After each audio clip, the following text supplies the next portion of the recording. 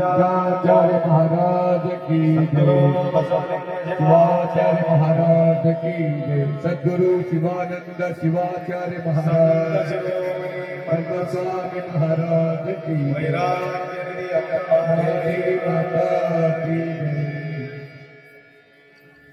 त्रैलोक्य संपदाल्लेख्य समल्लेखन नित्ये सच्चिदानंद रूपाय शिवाय ब्रह्मणे नमः। यामावः सर्वलोकानां प्रकृतिं शास्त्रपारग तां धर्मचारिणीं शम्भो प्रणमामि परं शिव।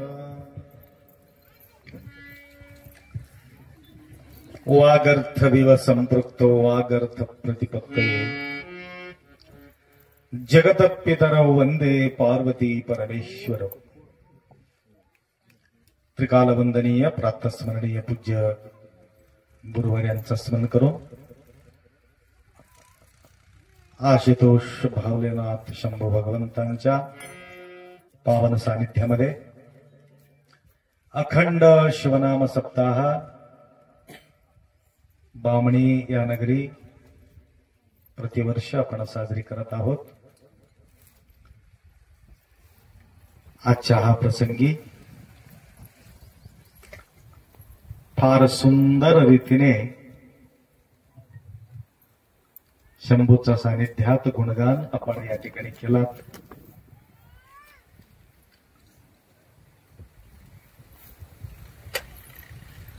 महादेव म्हणे भक्त आणि देव उरला काय म्हणले उरला नाही ठाव पाहता।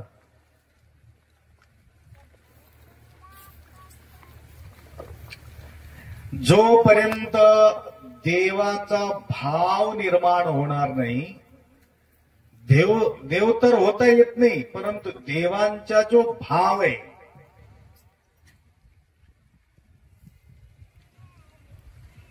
भाव जोपर्यंत जागृत होत नाही तोपर्यंत थोडा वेळ आहे. सप्ताह सुरू झाल्याबरोबर ते भाव जागृत होत नाही. कितीतरी सप्ताह, कितीतरी वर्ष लोटले, परंतु ते भाव जागृत होणं अवघड असेल. भाव कसा जागृत होईल? भक्ती प्रबळ कधी निर्माण होणार आहे?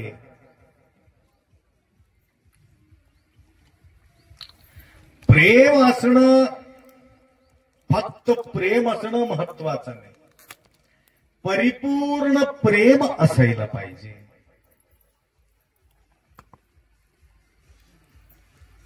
अशा प्रकारच्या प्रेमळ भक्ती, आस्था, श्रद्धा, अनेक त्याला शब्द आहे.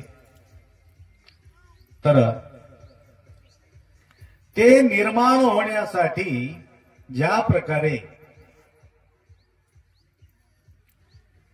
आपल्याला परीक्षा पास झाल्याशिवाय पदवी मिळत नाही. डॉक्टरेट पदवी भेटायचं असलं तरी सुद्धा भरपूर परिश्रम घ्यावा लागेल. इंजिनियर होण्यासाठी सुद्धा परिश्रम घ्यावा लागेल. कलेक्टर होण्यासाठी सुद्धा उगाच कलेक्टर होईल का? सहजासहज डॉक्टर होईल का? सहजासहज इंजिनियर होईल का? ही परीक्षा आहे. त्याप्रमाणे भक्तीचा सुद्धा परीक्षा असतो. ಭಕ್ತಿ ಎಂಬುದು ಸುಲಭವಲ್ಲವಯ್ಯ, ಹೋಗುತ್ತಾ ಕೊಯ್ಯುವುದು, ಬರುತ್ತಾ ಕೊಯ್ಯುವುದು. ಕೊಯ್ಯುವುದು म्हणजे कापणे. तुम्ही हे बघितलं का? करवत जाताना बी कापते, येताना बी कापते. करवत. भक्ती त्या प्रकारे भक्ती करणारा व्यक्तीला जाताना कापते, येताना कापते. याला भक्ती परीक्षा म्हणतात. भक्ती मजबूत ज्यावेळी होते. कुठे गेले भक्ती? तुला नाही हो, भक्तीला बोल. भक्ती नावाचं भक्ती ठेवले त्यांची. भक्ती जोपर्यंत मजबूत होणार नाही तोपर्यंत थोडासा त्या सांभाळावा लागते. कसं? एक छोटासा झाड आहे. आंब्याचा झाड तुम्ही लावला, शेती लावलो किंवा घरी लावलो, त्याला काय करतो आपण? संरक्षणासाठी कुंपण लावतो अवतीभोवती. कशासाठी? संरक्षणासाठी. ढोरं खाऊन जाईल, बकरी कवरून जाईल, अन्य प्राणी खेटून जाईल, तुडून जाईल, अशा प्रकारच्या रक्षणासाठी त्याला कुंपण टाकतो. झाड मोठा झाल्यानंतर अजून कुंपण राहते का त्याला? हे झाड मोठं झालंय, त्याला कुंपण आहे का? नाही. हाल्या येऊन खेटू दे, म्हैस येऊन खेटू दे, धगमळ होणार नाही. आता तसा अखंड शिवनामा सप्ताह किती वर्षाचे? 7 वर्षाचे अखंड नाम सप्ताह. थोडं मजबूत होलं आता. लक्षात आलं का? मजबूत होण्यामध्येच पडून गेलं तर अवघड होऊन जाईल. कुठं कुठं 1 वर्ष केले की पडूनच जाते. कुठं कुठं म्हणतात आपण 1 वर्ष नाही केलं तर 3 वर्ष करावं, आणि 3 वर्षामध्येच पडून जाते. मजबूत व्हायच अगोदरच पडून गेल्यावर कुठला भक्ती आहे? म्हणून अखंड भक्ती अखंड नाम सप्ताह. अखंडपणे कशा करता? मरेपर्यंत मजबूत होतो या न होतो काही सांगता येत नाही. डगमळच राहतो की काय कोणाला माहिती. आमचा कच्चा भक्त आहे ना, पक्का नाही. पक्का असेल तर काय हरकत नाही. तसा भक्ती करणारा व्यक्तीला अनंत अडचणी, आणि त्याला अडचणी करणारे कोण? बकरीसारखे माणसं राहतात, ढोरासारखा माणसं राहतात. कसं करतात माहितीये काय? ते बकरी येऊन खाऊन तर त्याचं स्वतःचं पोट भरून घेतील, परंतु हे असं दोन पायाचं बकरी तसं नाही. ते कसं करतात? भक्ती करणाऱ्याला, देवाला आणि भक्ताला दूर करायचा प्रयत्न करतात. काय भेटलं देव देव करून, काय भेटलं असं सहज बोलून टाकतात. त्याला काय लेणं की देणं? त्याला सहज बोलून काय भेटलं भक्ती करून, अजून तेवढ्याला समाधान होत नाही त्याला. रोटी रोटी रोटी रोटी रोटी म्हणल्यामुळे काय पोट भरते का? एवढा हुशार राहतात लोक ते. रोटी रोटी रोटी म्हणल्यामुळे काय पोट भरते का? तसं शिव शिव शिव शिव म्हणल्यामुळे काय तुमचं भक्ती प्रबल होते का? असे काय म्हणणारे नाही. तशा लोकांना सुद्धा उत्तर द्यावं लागते.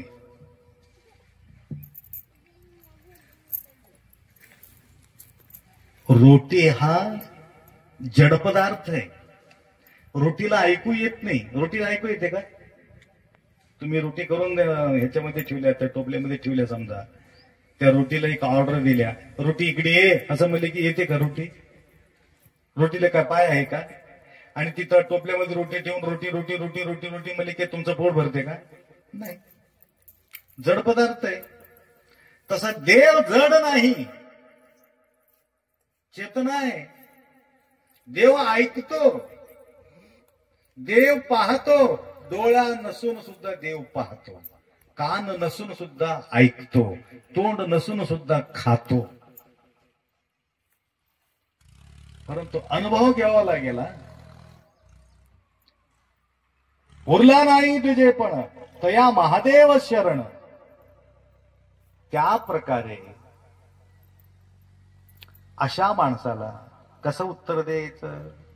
ठीक आहे, आता तुमच्या लक्षात येणं गेले, आता देव कळणं गेले. देव तुमचं ऐकतो न ऐकतो तुमच्या माहिती नाही, बघतो या ना पाहतो काय आम्हाला पत्ता नाही. देवच दिसत नाही म्हटल्यावर हे सगळ्या गोष्टी करतो कसा हे बी पत्ता नाही. तरी सुद्धा त्यांच्या लक्षात कसा आणून द्यावं? हॉटेलमध्ये, हॉटेल तर माहिती आहे तुम्हाला, हॉटेल धाबा हॉटेल काय म्हणतात ना, जाऊन बसा, आणा रोटी म्हणू नका, आणा आणा. काय आणा? उगा आणा म्हटलं तर आणून देईल का? लाव लाव बोललं तर एक पागल हो गए की हकल दो, त्याला म्हणून हकलपट्टी करतात. तिथं जाऊन बसल्यावर पाणी आणा, रोटी आणा, ऑर्डर रोटी आणा म्हटलं तर रोटी येईल. रोटीचं नाव घेतल्यामुळे रोटी आली की नाही? आले की नाही मला सांगा. न म्हणता रोटी आला का तिथं? तुम्हाला रोटी पाहिजे असेल तर रोटी रोटी रोटी म्हणावा लागतं. लड्डू लड्डू लड्डू लड्डू लड्डू म्हणत बसा, लड्डू घेऊन येते तिथं. तुम्ही काहीच म्हणायचं नाही. बाजू बसलेले माणूस तर म्हणावं लागे, इकडे आणा लड्डू आणा म्हणून म्हणावं लागते. लड्डू स्वतःहून येते का इथं? लड्डूला कळत नाही, लड्डू आणणारा माणसाला कळते. रामा एवढं परीक्षा आला का तुम्हाला? सीता एवढा परीक्षा झाला का तुम्हाला? कृष्ण एवढा परीक्षा झाला का? अजून भारी भारी परीक्षा आहे. ते परीक्षे पास होत गेले, ते फेल झालाच नाही. सत्व परीक्षा त्याला म्हणतात. सत्व परीक्षा, सत्व परीक्षा, सत्याचा परीक्षा. सत्याचा परीक्षाला आम्ही बसलो. तुम्हाला पास व्हायचं असलं तर सहनशीलता बाळगा, फेल व्हायचं असलं तर राहा तिथंच.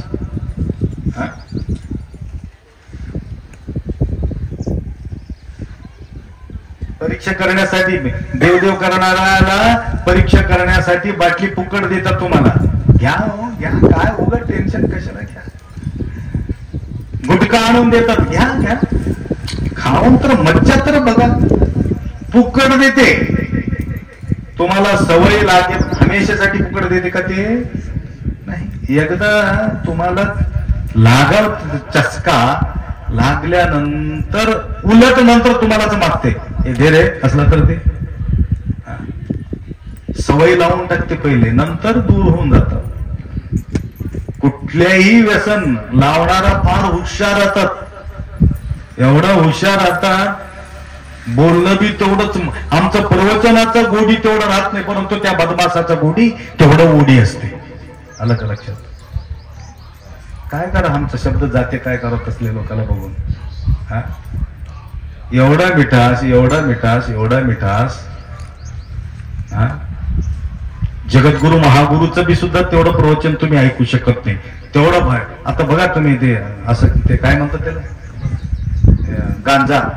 गांजा वाढणारा असा बोलतो, असा बोलतो, ते सांगूच नका. ते कैलास उतरून खाली यावं असं बोलते ते. एवढा गोडी असते त्याची. आणि तसल्या गोष्टी समोर आल्यानंतरही सुद्धा वळून न पाहता त्याच्यात पास होत गेलो.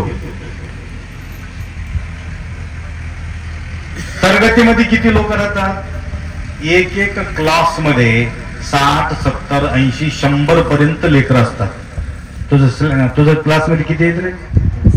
30. त्याच्यामध्ये बॅच राहते अजून 30चे 4 पार्ट करतात. अजून मुलं जास्त झालं तर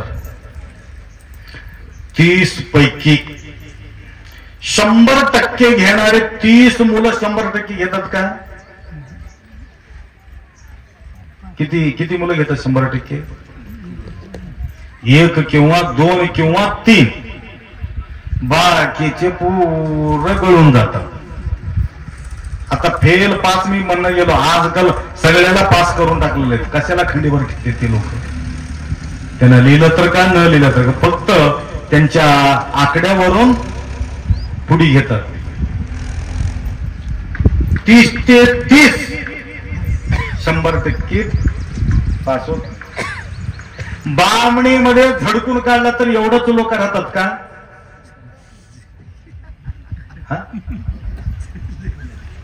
हे सगळं पास झालेले लोक आहेत. टाळी वाजवा. हे सगळं पास होऊन इथे येऊन बसले. नंतर पुढे बी तुम्हाला पास करून टाकते देव. लक्षात आलं का? फेल झालेले पुढे जातात की पास झालेले? पास झालेले पुढे जातात. अंतकाळामध्ये सुद्धा फेल झालो, इथंच येऊन टपकावं लागतं. माणूस होऊन नाही. जलचर, भूचर, वायुचर, द्विचर 4 प्रकारचे प्राणी होऊन जन्म घ्यावा लागते. जलचर, पाण्यामध्ये किती आहेत प्राणी तेवढा जन्म घ्यावा लागते. जलचर. भूचर, भूतलावरती कितीतरी प्राणी आहे.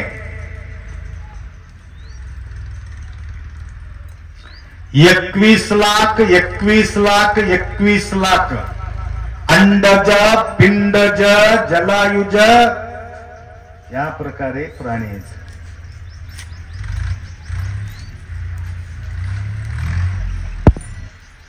वायुचर म्हणजे आकाशामध्ये उडणारे काही प्राणी आहेत. छोटे छोटे किडे, मुकडे, पक्षी, उडणारे प्राणी. द्विचर म्हणजे पाण्यामध्ये बी राहतात, ते बाहेर बी फिरतात. तर पाण्यामध्ये कासव पाण्यामध्ये बी राहते, बाहेर बी राहते. साप पाण्यामध्ये बी राहते, बाहेर बी राहते. माशा तसा राहत नाही, पाण्यामध्येच राहते. खेकडं पाण्यामध्ये बी राहते, बाहेर बी राहते. हे द्विचर प्राणी. अशा प्रकारच्या फेरा 84 लक्ष जन्म फिरू त्यात अवचित प्राप्त नरदेहा. प्रबळ तुमच्या पुण्याई असेल अजून मनुष्य होऊनच आपण जन्माला येतो. त्याच्यापेक्षा भारीचं पुण्य तुमच्या असेल तर मोठे मोठे श्रीमंत होऊन जन्माला येतो. त्याच्यापेक्षा भारी भारी श्रीमंत असेल महान महात्मा पुरुष होऊन जन्माला येतो. अजून त्याच्यापेक्षा भयानक पुण्य असेल तर आशुतोष भगवान भोलेनाथांच्या सानिध्यामध्ये लाखो वर्ष त्या ठिकाणी परमधामामध्ये आनंदानं राहतो. प्रबळ पुण्यही पाहिजे. परीक्षेमध्ये पास व्हावं लागतं. त्याप्रमाणे स्वर्गात सभा भरले म्हणे. माय ऐकलं नाही का? कुठं भरले सभा? स्वर्गात सभा भरले. आता मीटिंग घेतले की नाही तुम्ही? सप्त सुरू व्हायचा बरोबर. आता तुम्ही बी मीटिंग मध्ये चर्चा करता की नाही कोण जास्त देते किंवा त्यांच्याकडे पहिला जाऊ आणि त्यांनी भरपूर दिलं तर आकडा मोठं पडला तर त्याच्या बघून दुसरं देतील असा विचार करून सगळं मीटिंग आपण घेतो. त्या प्रकारची मीटिंग तिथं भरला होता सभा. सभेमध्ये सप्त ऋषी होते. सर्व देवी देवता उपस्थित होते. ऋषी मुनी सुद्धा त्या ठिकाणी आलेले होते. त्या ठिकाणी विश्वामित्र सुद्धा त्या ठिकाणी महान वीर तपस्वी त्यांनी सुद्धा त्या ठिकाणी विराजमान होते. चर्चा चालू झाली. आजकाल चर्चा कोणाचं चांगलं आहे, कोणाचं छान आहे, कोणाचं छान आहे, कोण भारी आहे, कोण भारी आहे, चर्चा चालू होत. त्यावेळे सर्वात तेज सूर्य आहे. सूर्यापेक्षा तेज या जगामध्ये दुसरा कोणीच नाही. सूर्य महान तेजस्वी आहे. त्यावेळे नारद महर्षी उठले. विश्वामित्रजी, सूर्यापेक्षा प्रखर तेजो पुंज असलेले एक व्यक्ती आजकाल या भूतलावरती विराजमान आहे. सूर्य सुद्धा फिक्का पडतो. धर्मपरायण आहे, सत्यपरायण आहे. धर्मपरायण, सत्यपरायण, त्यांच्या सत्याच्या प्रखर किरण सूर्य सुद्धा काही करू शकत नाही. तेवढा धर्मशाली. त्यावेळी त्यांनी म्हटलं कोण आहे? तुम्हाला सगळ्यांना माहित आहे. तरी सुद्धा थोडासा तुम्हाला आठवण करून देतो. काही काही छोटे छोटे लेकरांना सुद्धा असले कथा सांगणं जरुरी आहे. आजकाल त्या मोबाईल ते काय म्हणतात त्याला, कोणता तरी खेळ म्हटले हो मला, पबजी. हा पबजी. ते पागल होऊन गेले पबजी मध्ये. एक पोरग त्याला पकडून आणले होते काल पौर्णिमेला. हे पबजी खेळून पागल झाले महाराज. आणि तो मोठा आहे, डॉक्टरेट पदवी भेटलेले माणूस पबजी खेळत बसलाय. सोडून दिले. पेशंट नाही, डॉक्टर नाही, काय नाही, फक्त पबजी पबजी पबजी तेच खेळत बसले. पागल होऊन गेले. काय करावं आपण, सगळं परेशान आहोत. बघा, पबजी खेळू नका रे. पबजी त्याच्यात डोकं घुसलं, आम्ही काही करू शकत नाही.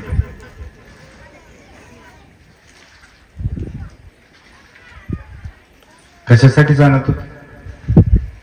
पबजी कसं काय आलंय? तर आजकाल लोकांना असं सवय लागलेली असते, त्याच्यातून बाहेर पडणं अवघड असते.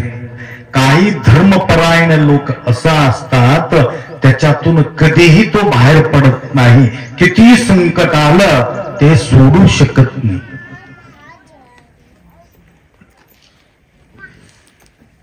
तर विश्वामित्र एवढं प्रबळ शक्तिशाली तप करणारे व्यक्ती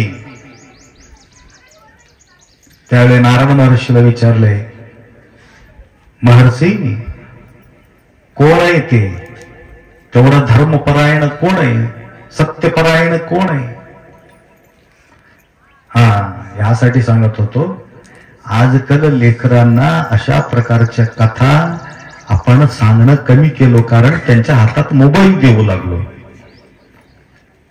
पहिले आजीमाई आम्हाला कथा सांगायचं. असा उन्हाळ्याचा दिवस, रात्रीचा वेळ, पंखा नाही, लाईट नाही, काय नाही. लाईटच सुविधाच नव्हता ना त्यावेळेला. आम्ही लहान असताना महाडीवर जायला झोपायचं, आजीमाई कथा सांगत राहायचं. महाभारताचं, रामायणाचं, त्याचं याचं सांगत राहायचं. ते कथा कोण ऐकायला आजकाल? आता मोबाईल देऊन टाकला लेखला. या लेकरासाठी सांगतो ते कथा. किती छान ऐकू लागले बघा ते लेकरू, तिथे चित्त लावून ऐकू लागले बघा. त्यासाठी मीच कथा सांगलो. तुलाच हे बाई, तुलाच नाव काय तुझं? दिव्या शिवानी म्हणून तेवढं कान लावून ऐकलेली शिवानी. एकदम चित्त लावून ऐकायले, म्हणून मी बी थोडं कथा सांगतो. चर्चा चालू होती, कोण आहे धर्मपरायण, सत्यपरायण कोण आहे? त्यावेळी त्यांनी सांगितलं, सत्य हरिश्चंद्र. राजा हरिश्चंद्राचं तर माहिती आहे तुम्हाला. त्यावेळे त्या विश्वामित्राला वाटलं त्याच्या सत्व परीक्षा घेतो, त्याचा पूरा काढायला लावतो, बघतो कोण पास होते कोण फेल होते बघतो. परीक्षा घेणारा पास होतो, परीक्षेला बसणारा पास होतो, असं बघून घेऊ. ब्राह्मणाचा वेश धारण करून राम श्री, काय कमी आहे वैभवाला हरिश्चंद्र राजाला? मोठा वैभव, अयोध्याचा राजा, वैभवशाली, आनंद महलावर बसलेले आहे, झोपलेले आहेत. रेशमीच्या गादी, हवा टाकणारे. झोपीत झोपीत स्वप्न पडलं. स्वप्नात एक ब्राह्मण आले, येऊन म्हणतो, माझ्या मुलाचं लग्नच व्यवस्थित ठरत नाही हो, आणि आमच्या मुलाच्या मनामध्ये एक राजकन्या बसलेले आहेत, त्या मुलीलाच करून घेतो म्हणून हट्ट धरून बसले महाराज. मग काय सांगा, काय पाहिजे तुम्हाला? काय नाही.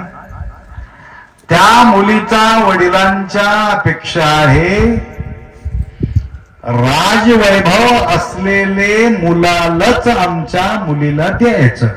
आम्ही कोणाला देत नाही तसं, परंतु आम्ही ब्राह्मण आहोत, आपल्या जवळ कुठलं वैभव आहे, कुठलं राज्य आहे, काय नाही. तुझं म्हणणं काय ते सांग. तुम्ही पुष्कळ राजभोग भोगलात, त्यासाठी उपकार करा. फार धर्मपरायण आहेस तुम्ही, त्याकरता एका आशा घेऊन तुमच्या जवळ आलो. आता तुम्ही काय करा, तुम्ही राजगद्दी सोडा, ते मला दान करून टाका. ठीक आहे, दिलो दान. कशामध्ये? झोपीमध्ये. आता काही लोक सत्ताला गेल्यानंतर, पट्टी मागितल्यानंतर देतो म्हणून, जिवंत असताना देतो म्हणून ते तिकडेच. मी स्वप्नमध्ये रे हो, खरं खरं जिवंत असताना, मेल्यानंतर मी नाही. 4-5 चक्कर टाकल्यावर नंतर म्हणतो, घेतो की काय, पळून चाललो का? घेतो की काय मागे लागलं, बाकी घेऊन घेतल्यासारखं असं म्हणून. तुमच्या गावात नाही, तिकडे आमच्याकडे. लक्षात आलं? तर शब्द दिलो स्वप्नात, ठीक आहे, ओके, देतो म्हटलं. सकाळी उठल्यानंतर पाहतो थकावट झाल्यासारखं, कसं तरी हरवल्यासारखं. काय काय पाहतो, अंतराळावर बसलेले. तो आला की ब्राह्मण, महाराज रात्री बोलले की हो तुम्ही? कवा? स्वप्नात बोलले की नाही? मीच होतो. हा बरं महाराज, बरं बरं, ठीक आहे. मग कशाला बसले, उतरा खाली.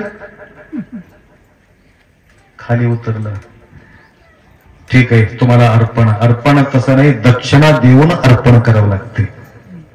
दक्षिणा दिल्याशिवाय अर्पण होत नाही. तर्पण आणि अर्पण. मग काय महाराज, काय दक्षिणा? 100 सुवर्ण मुद्र द्यावा लागेल. सांगितले ते नोकरदार, जा रे अलमारी मधून 100. अलमारी तुमचं नाही, सगळं टोटल तुम्ही मला दान केला. आता तुमच्याजवळ एक खडकू पैसा नाही, परंतु मला ते 100 सुवर्ण मुद्र दिल्याशिवाय दान घडत नाही. ते कुठून बी आणा, परंतु द्या. एवढं विचलित झाले. नंतर तारामतीचं ना, तारामती आहे. रोहित, हा रोहित होतं ते नाव. छोटस लेकरू, एवढं लेकरू. तो आला. काय झाले, काय एवढं का अस्वस्थ आहे तुम्ही? असंच झालेलं आहे, चला जाऊ. सगळं लोक म्हणू लागले, राजा तुमचा डोकं विक बिघडलं का? स्वप्नात ते बोललेले स्वप्न काय खरं असतं का? तुम्ही असं का वागता तुम्ही?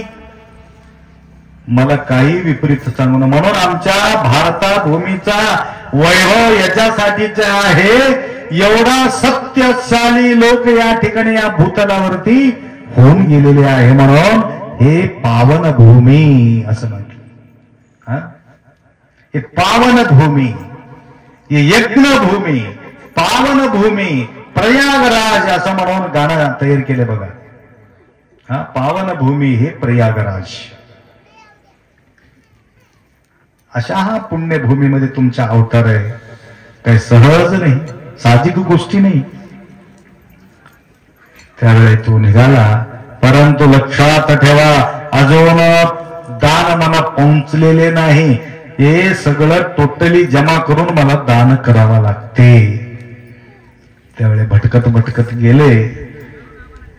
लवकर सांगतो तुम्हाला, काय सत्य हरिश्चंद्र कथा थोडक्यामध्ये सांगणं कठीण आहे. लेकरू म्हणतो, बाबा मी चलू शकत नाही हो, माझा पाय फोड येवलेत. पदयात्रामध्ये येणाऱ्या लोकांच्या पायाला फोड येतात. हे राजगद्दी सोडून निघालेले लोक, राणीला सुद्धा फोड येते, तारामतीला. तसंच चलत चलत चलत निघाले. कुठं का पैसे कुठं जमा होते का? ना भूक ना प्यास, ताण लागलेले, भूक लागलेले. त्यावेळी कोणी सांगतात, ते अनेक वेळ ब्राह्मणाचा वेश धारण करून ते विश्वामित्र यायचं तिथं त्या ठिकाणी. झाला का तयार? झाला का पैसा? त्यावेळी तिने सांगतात, तुझ्या बायकोला विकून टाक, पैसे दे तुम्ही. तुझ्या बायकोला विकून टाक. कितक्याला? 50 सुवर्ण मुद्रा. ठीक आहे, विकून टाकलो. 50 देऊन टाकलं त्याला. ते लेकरू त्या आईचा साडी धरून घळ घळ रडते. दादा याला घेऊन जाऊ नको, माझ्या आई याला घेऊन जाऊ नको असं म्हणून घळघळ पोरगा रडतो. आईला त्या लेकराला सोडू वाटत नाही, लेकरू मागी लागते. त्यावेळी तो राजा म्हणतात, ह्याला बी विकून घे. तारामती म्हणतात, घे याला बी खरेदी घे. त्याला एक 10 नाण्य देऊन त्याला बी खरेदी घेते. याला काय करते काम? फुलं वगैरे येतात, याला काय काम लावायचं? मड जाळायला गौरी तयार करतात ना, त्या ठिकाणी गौरी बडवायला लावते त्या राणीला. त्याने बघा किती परीक्षा असला मला सांगा. एवढा राणीवास असलेले त्या मायला त्या प्रकारे गौरी बडवून परेशान. आणि पोरग लाकडं आणून परेशान. एवढा परीक्षा. नंतर तेवढा बी पैसा कसा तरी जमा करायचा ना त्याला. आखरी स्मशानभूमीत जाऊन त्या ठिकाणी स्वतःला विकून घेतो राजा. चांडालाला चांडालाचा वेश धारण करतो. नंतर तुम्हाला सांगतो एवढं परीक्षा कशासाठी जाणू लागलो तुम्हाला. थोडासा ताप झाल्यानंतर आपण किती बेचैनी होऊन जातो. थोडासा त्रास, थोडा सासू बोलली की परेशान, सासरा बोलली की परेशान, नवरा थोडं बोलले की थोडक्या गोष्टीसाठी एवढं डोंगर करून ठेवतो. हा ते कोणतं तरी गावाला गेलो, नाव घेत नाहीये, ते युट्यूब चॅनल चालू आहे. पूजा ठेवले होते 12 वर्ष झाले म्हणा ते सून आणि सासू बोलत नाही. मग कसं बोलत कसं म्हणतो मी. सासऱ्याला बोलव सासरू, ते सासूला बोलव तिकडून इकडे, म्हणजे बीच मध्ये ते माणूस सासरा, म्हणजे सासऱ्याला कुठं जाताच येणार. मीडिया आता हे ना हे चॅनल घेऊन आलेत, डायरेक्ट लोक ऐकू शकत नाही. ह्याच्यामध्ये कॅच करायचं, नंतर सोडून द्यायचं, नंतर सगळे ऐकतात. तसं एक मोबाईल असल्यासारखा त्याचा सासरा. आणि इकडे सांगा आणि तिकडे जाऊन त्यांना सांगा, तुला असं म्हणा तिथं डाळ तिथं ठेवले म्हणा, ती डाळ ते आणून इकडे देऊ म्हणा, आज वाळू घाला म्हणा. काय काय माती, काय भानगडी, काय लिंगा. 12 वर्षाच्या नंतर आमच्या भेट झाली त्याची. नंतर आम्ही गेलो, पूजा पाठ केलो. सगळं झाल्यानंतर बाई कस काही बोलत नाही ते सांगा. सासू सून कशाला बोलते त्याच्यामध्ये. तू तर सांग बेटा, काय भानगडी काय. ते सांगण्यासारखं नाही मला. काय सांगण्यासारखं काय. तू बोल बेटा, ते बोलत नाही. आता आखरी अर्धा तास बोलून बोलून माझा गळा बसले. नंतर हळू बोलले, मला संशय करतात पप्पा. लेकर किती, 4 लेकर आहे. कोण संशय करते. नवरा बी करते, सासू बी करते. त्यावेळेस सगळ्याला समाधान सांगून, संशय आला संसार सत्यानाश. धर्म कार्यामध्ये सुद्धा संशय येता कामा नये. देवाचा पूजा करताना सुद्धा संशय येता कामा नये. सद्गुरूच्या ध्यान करताना सुद्धा संशय येता कामा नये. आराधन करताना सुद्धा संशय येता कामा नये. संशय आला संपला. लक्षात आलं का. म्हणून नाव काय म्हणतात त्याला, सूनला सून. सून आहे ना, सून. सून म्हणजे ऐकणे. सुनो, फक्त ऐकत राहणे म्हणजे सुनाचं काम आहे. सांगत राहणे म्हणजे सासूचं काम आहे. सांगणे सासू, ऐकणे सून. त्याला म्हणतात संसार. मग काय बी ऐकाव का, काय बी सांगाव का, काय बी ऐकाव का. हल्या 4 लिटर दूध देते म्हटलं तरी ऐकाव का. ऐकायला काय बोलले. तुमचं काय चाललंय, दूध चालून चालले का.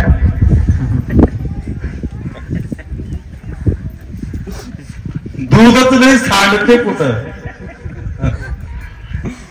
ऐकायला काय बोलले. हो म्हणायचं. 4 कशाला ना, 5 लिटर देते म्हणायचं.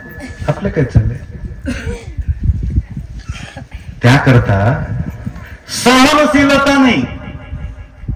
तो चांडाल होऊन सुद्धा त्या ठिकाणी किती परीक्षा, किती सहनशीलता.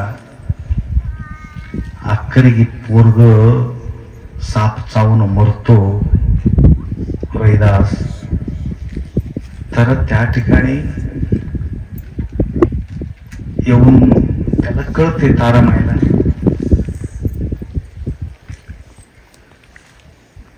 ते जात होती माझ्या लेकराकडे, मी जाऊन येतो. खबरदार म्हणतो तो, एवढा गौरी बडविल्याशिवाय तिकडे जाता येत नाही. किती परीक्षा बघा. पोरग गेले तिथं, एवढं काम केल्याशिवाय तिकडं जाता येत नाही. रोखून ठेवते. कसं तरी करून बडून ते पोरग जवळ जाऊन पोहोचले. खांद्यात घेतले. स्मशानात गेले. काशीला जाऊन विकले होते त्याला. पुढचं तुम्हाला कथा माहिती आहे. चांडालाच्या वेशामध्ये तो राजा पोरगला टाकते जाळून टाकायला. ह्याच्या पैसा दिल्याशिवाय जाळता येत नाही. तर नंतर लक्षात येते तू कोण आहे, माझा पतिदेव कुठे आहे काही पत्ता लागत नाही. माझा पतिदेव नाव काय, हरिश्चंद्र. त्यावेळी त्याला कळते मीच हरिश्चंद्र आहे. आखरी संपलं का, ते बी संपलं हे बी संपलं.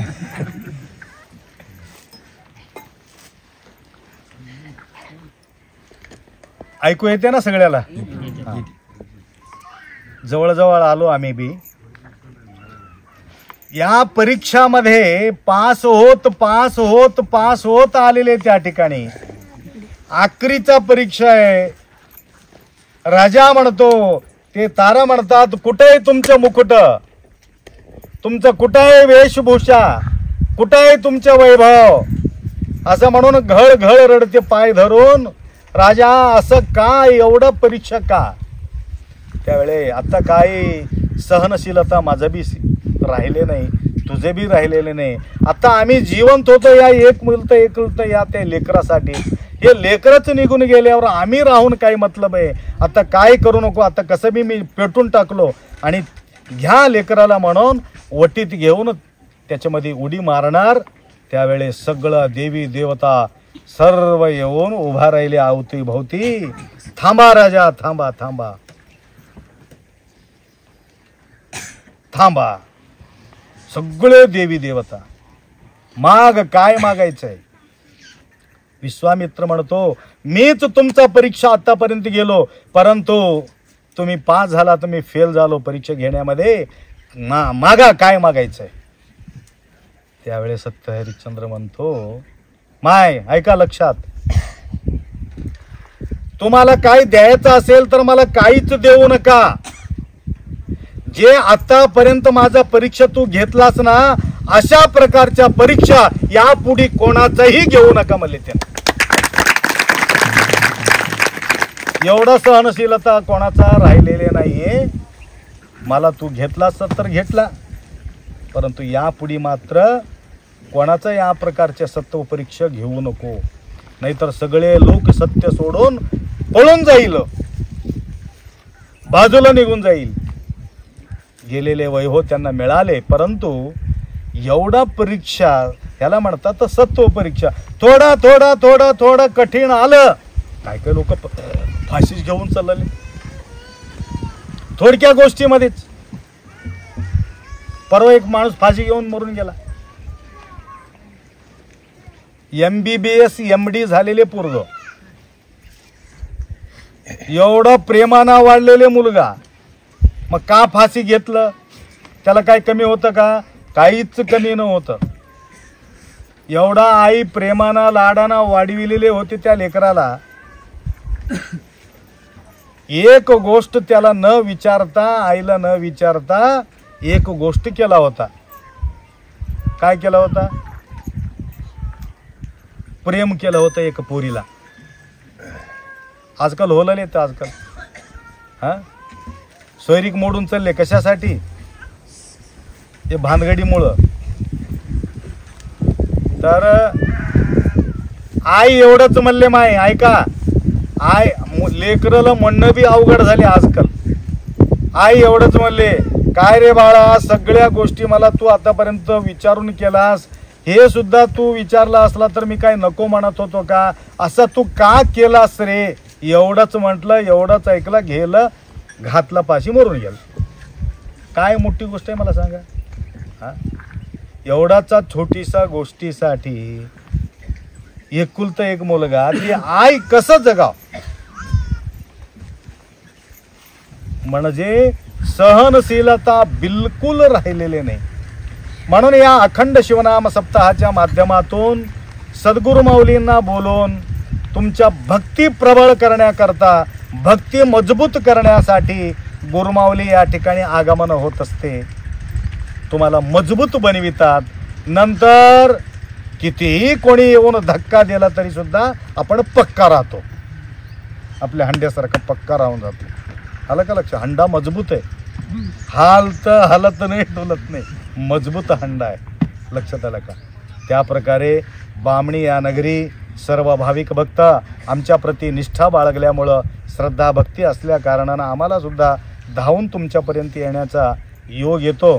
तर वरचेवरी मला कॉन्टॅक्ट करून, माधवरावजी आमच्या कॉन्टॅक्टमध्ये होते म्हणून तुमच्यापर्यंत येऊन शकलो, नाहीतर संपले का, कुठंपर्यंत आले काय नाही आम्हाला पत्ता देत राहिले. म्हणून फार सुंदर रीतीने तुम्ही इथं आलात, दररोज सेवा करत आहात. हे मात्र तुमच्यासोबत येणारा वस्तू आहे, हे तुमचा साधन आहे.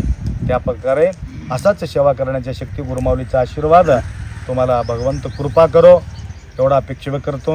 आणि या ठिकाणी आरती पहिले केला असेल तर हे लोक बसून राहत नाही म्हणून मी प्रवचन केलं. ते बसून थकलेले राहते वादक मंडळी आणि बोलून थकलेले राहतात. मी म्हटलं आम्हाला बी सुद्धा साथ देण्यासाठी ते मृदंगाचं गरज आहे, म्हणून मी कुठं गेल्याबरोबर मग दुपारी पहिले प्रवचन करतो, नंतर आरती करतो. कारण हे जे हे आहे ना टीम, हे टीम आम्हाला सुद्धा साथ देण्यासाठी सोबत ठेवणं, तर आम्हाला भी सुद्धा समाधान वाटते. फार सुंदर साथ दिलेत. कोणतं गाव तुमचं? परभणी. बहुत लंबा दूर सफ़र करके आ गए, बहुत अच्छा हुआ परभणी से यहाँ पे आ गए. तर त्यांनाही गुरुमाऊलीचा आशीर्वाद असो. तर बाकीचे आपले कार्यकर्ता आहेत, तर एवढा अपेक्षा व्यक्त करून 2 शब्द या ठिकाणी विराम करू. सांबजे नम पार्वते हर हर हर हर हर हर हर.